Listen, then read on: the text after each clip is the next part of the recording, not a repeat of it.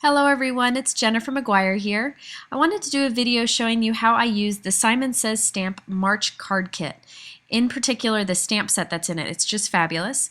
And I used it for one of my favorite techniques that I call ghost stamping. And I did it on two different cards. There's this one here that's a light color Kraft. And then I also did it on another card just to show you the difference on a darker color Kraft. This ghost stamping is a fun technique that you can do on different colors of cardstock, but I like it especially on Kraft cardstock. So I'll show you first the light and then I'll show you how to do the dark. They're both the same technique. So this is the stamp set in the card kit, or you can buy it individually. It's just fantastic. And I'm going to use it on two different colors of Kraft cardstock. On the left you'll see is the Desert Storm cardstock, and it's a softer, lighter Kraft. And on the right is the Hero Arts Kraft cardstock, and it's more like a paper bag kind of cardstock, a little bit darker. And I'll be using the Hero Arts Memories Unicorn ink. This is a white pigment ink, and it's my favorite white ink that shows really bright and vibrant on colored cardstocks. The Color Box Frost White is also good. So I'm going to ink up the stamp really good, and I'm going to start with the light colored cardstock first. Just going to stamp it on there. You want to press pretty firmly. With pigment inks, you want to make sure you get really good coverage on that stamp before you stamp it. Now this will be very wet for a while. If I touch this, it'll smear. So what you'll want to do is heat set it really good, or set it aside and come back to it later. I'm impatient, so I just heat set it with my heat gun. And you'll see it's really pretty against that Kraft cardstock. Now I wanted to do this cool ghost technique. You see where you can see the white and the color peeking out from each other? I just love the look. And I do this with a dye ink. You could use any kind of dye ink for this. I'm using the Hero Arts Shadow inks. I just like the colors. And I'm going to actually stamp it over the original, just slightly offset. So you can see the petals of the orange are in between the petals of the white. And you can see where it overlaps. It looks like this ghost-like image. Now I'm using vibrant shadow inks here, vibrant dye inks. Any dye ink will work. But I find that the vibrant looks better because it kind of takes on the color of the Kraft. Because dye ink absorbs into the paper, it'll kind of take on the color of the Kraft. If you want it to be more true to color, you'll want to use a pigment ink, which sits more on top of the paper. But there you see how the dye ink overlaps with the white pigment ink and gives you this great shadow look. It gives it a little bit of a dimension. So I wanted to show you the rest of the card here. I decided to stamp the greeting at an angle just for something different. I normally don't do this and I'm not sure if I love it, but I thought I'd give it a try. This is a greeting from the stamp set. I think the stamp set has some great greetings. I love the font on it, and I'm using my Hero Arts black dye ink. I use this black dye ink for almost everything. It's a great ink, and it stamps wonderfully on top of the other dye ink that I've stamped and on top of the pigment ink. So I'm just going to stamp this at an angle. This is a great way to not have to worry about lining something up too.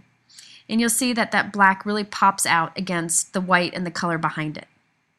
Now I wanted to scatter some other little elements along it. This stamp set has some great little pieces to kind of scatter along. So I'm going to take those pieces off the stamp set, and I'm going to stamp those also with the white pigment ink. So I'll stamp a few times in the center of the flowers. So I'm just going to ink it up and stamp it there. Now if you stamp this and you want it to be more vibrant, because these are clear stamps, you can stamp it again right on top of it very easily, and it'll end up being more intense. Now I'm going to scatter a few of these little dots along too. So I'm going to stamp these with the white pigment ink in just different places. You could cut this apart and just have individual dots, but I'm going to keep the cluster together. It just makes it quicker to do. Now as I did with the ghost stamping on the flowers, I first stamped with white and then I stamped again slightly offset with a dye ink. I'm going to do the same with these dots. So I'm using a yellow dye ink and stamping over the white dots, but slightly offset. Just gives it that fun look of dimension. You could leave this yellow part off, but I thought the little punch of yellow was fun to add. So there you can see the ghost stamping that you get with the white pigment ink and then the colored dye inks on top. And I finished this off by adding it to a white note card. I just kept it simple. Now I wanted to show you how these inks work on a darker color Kraft. I like both the light and the dark Kraft. I think it just depends on the project. So I think they're both good to have on hand. And this also works nicely on the darker color. So I went ahead and stamped 3 white flowers from that same stamp set using the white unicorn ink once again. And then I'm going to stamp over it using some more dye inks. This time I'm going to use some pink, orange, and yellow. Now again, if you don't have the Hero Arts Unicorn white ink, you could use any white pigment ink. That just happens to be my favorite. And you can see the fun look that you get by stamping slightly offset with the dye ink over your first white stamped flower. Now, since this flower isn't solid, you don't get as much of the ghost stamping look that you did with the first card that I did, but I think it gives a really cool effect. You can see there, it's kind of an optical illusion that's kind of fun.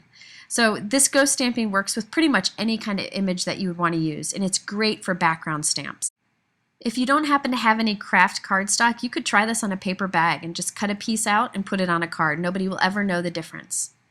And again, I'm going to stamp my greeting at an angle here just for something fun and different. I'm using that black Hero Arts dye ink once again. Now this seemed too simple for me. I decided I wanted to add some fun to it, so I'm going to add those little dots again. And I'll do some offset stamping on them, but this time with a green ink. So you can see I'm just doing this quick and easy. This is a really fast card to pull together. I also wanted to have a solid white dot at the center of each of these flowers, but I didn't have a stamp for that, so I'm using an eraser. So I just bought a newer pencil, keep the eraser nice and perfect. Just going to ink it up with my white ink and just stamp it right onto my project. And there you go, you have a perfect dot for the center of your flower. Very easy to do, and I just keep this pencil on hand and I use it all the time for little dots with any kind of ink. I added a little pearl to the center of these also. So there you have it, some ghost stamping by overlapping white pigment ink with some colored dye ink on both light and Kraft cardstock. If you have any questions, please visit simonsaysstamp.com or jennifermcguireinc.com. Thanks for watching, and we'll see you again soon.